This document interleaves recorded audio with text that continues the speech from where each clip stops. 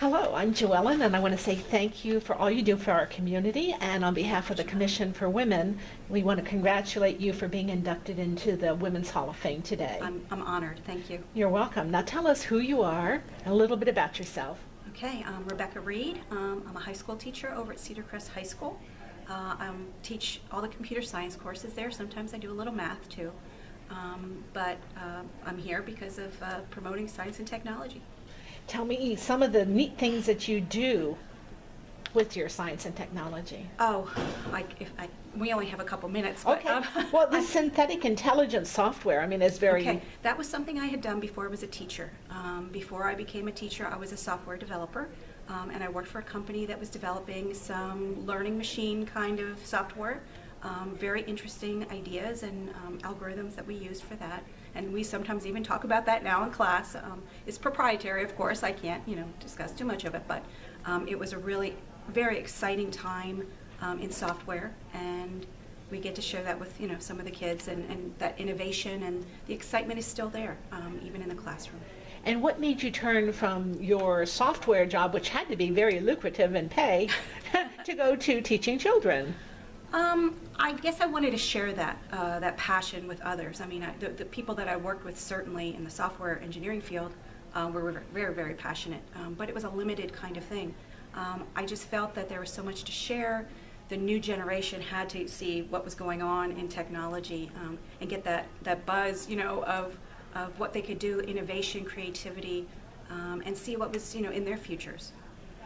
Talk about this, the rapid evolution, real-world applications, problem-solving things.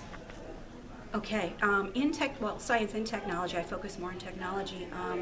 It's evolving so quickly. For somebody my age to even, we didn't, I used a manual typewriter in high school, okay? So the evolution has been quite a steep, learning curve for a lot of us. And it changes every year. Things are so, what you see is coming out now, and it's amazing what we're doing with technology in all kinds of fields, from cybersecurity to agriculture to global warming, and things that we're keeping track of, and data analysis and things. And you were the teacher, I believe, that your students and you developed an app of some sort? Yes. Talk about that. I'm just the advisor for these guys. They are incredible. They developed a mobile application for our school. So it keeps, everything that's normally on a website or whatever is now at the fingertips of the students. They even created a map for freshmen for their first day when they get lost. They enter the room that they're in and where they're going, and it shows them how to get there in the school. That is so cool. Yeah, so they're using some real life kind of applications to really help others. Now, is it for what kind of phone?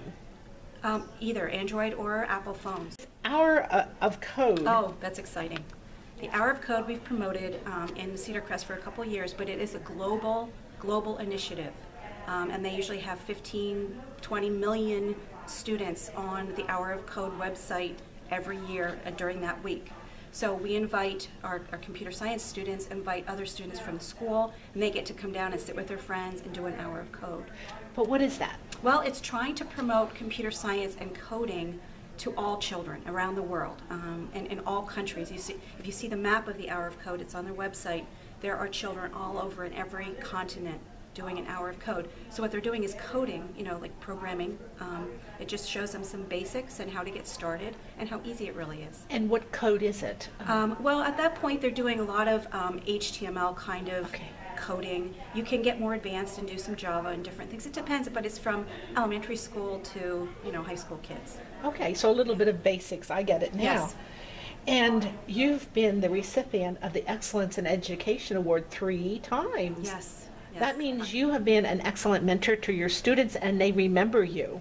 That is my goal. That is one of my greatest wishes, is to be a mentor.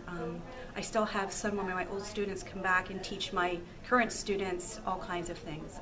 I think that's what it is. There's an exponential growth here. I'm one person that can affect a couple people, but they go out and tell a couple more people about computer science and technology. Sounds like the disciples went out to the masses here. I mean, it's great. It's absolutely the way it should be. Yes.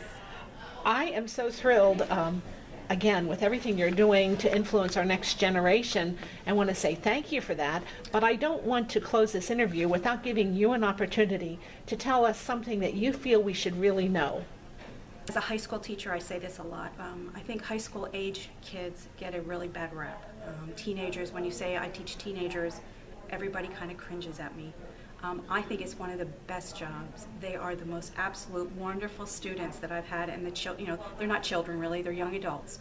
But I get to see them from freshman year, and I usually have them every year, every grade, and I get to write the letters of recommendation for them for college. They get to come back and tell me, I just had a student this week came back, he's going to go into a doctoral program.